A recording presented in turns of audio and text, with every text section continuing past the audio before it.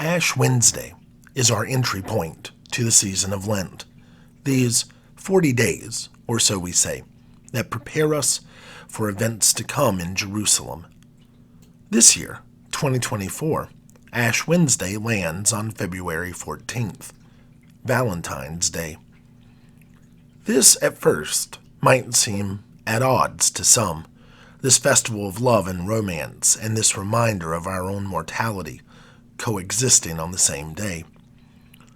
Though the two of these might be closer than some consider.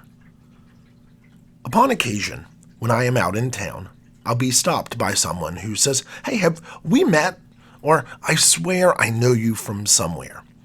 To which my typical reply is, "Well, have you been to a funeral or a wedding lately?"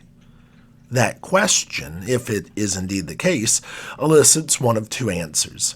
Either a happy, "Oh yeah," or a more somber, "Oh, yeah." This is one of the joys of ministry and of life together, being there for the high highs and the low lows of others, walking with people through life. Having done my fair share of both weddings and funerals, however, I can say, generally speaking, I'd much prefer to do a funeral than a wedding. Not that I have anything against weddings, it's just that they seem a lot more hectic and chaotic to me. There's the couple, the family, the friends, photographers, wedding planners, DJs, and that one uncle. We all have one in our family, right? There's the rushing of everything to get to the next thing. In fact, I've often heard guests, as well as members of the wedding parties, say, "Just one more thing, and then we can go home."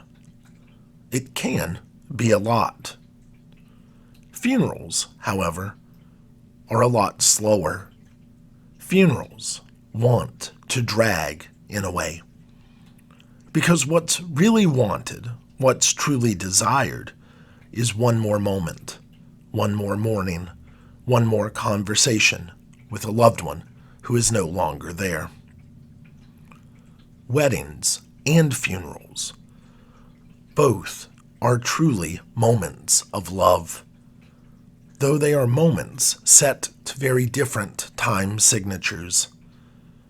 On one hand is a now and future love, a love with potential, a love of life together, of unknown adventures with the sky as the limit.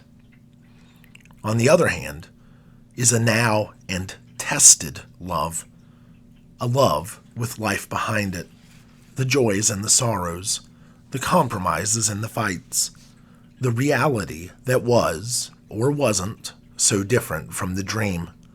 But now, with the stories of figuring it out and reality of actually doing it together, in plenty and in want, in sickness and in health, now at the end of a road. Finality can provide a degree of clarity, a reassessment of values, or of value.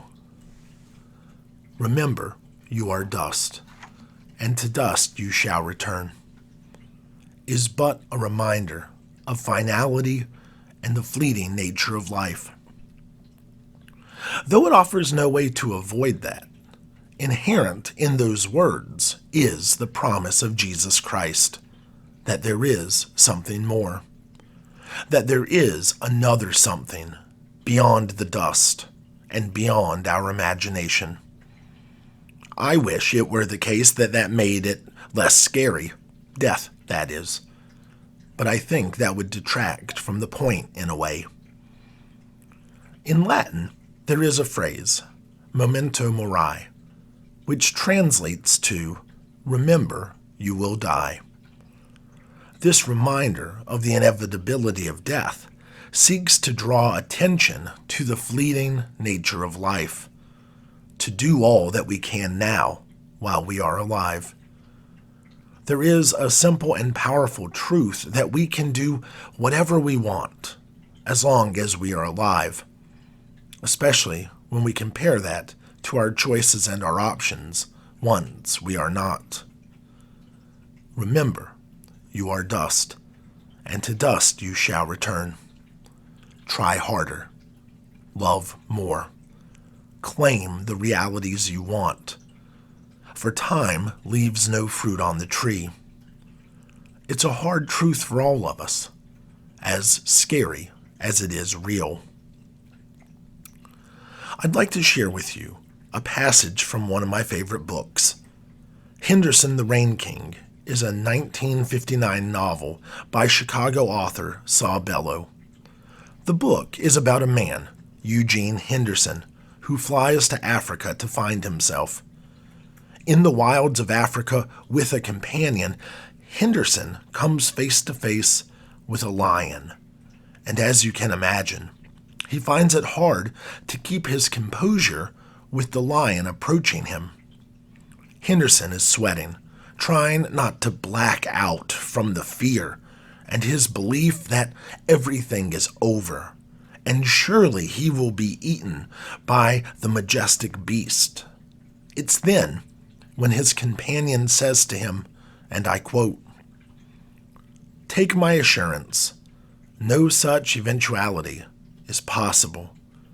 Watch the way the lion walks." Beautiful.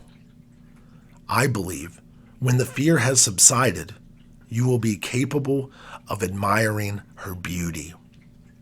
I think that part of the beauty emotion does result from an overcoming of fear.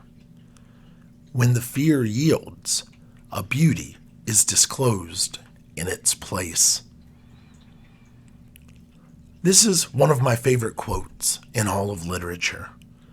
When the fear yields, a beauty is disclosed in its place.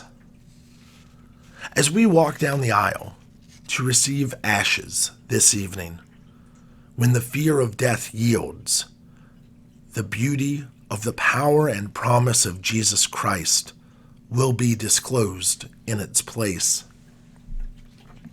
When we gather, standing around open graves or congregating in funeral parlors, it's after the fear yields that we are reminded of the beauty of life together. Amid both the fear and beauty of life, we gather tonight in this place. It's Ash Wednesday. It's Valentine's Day.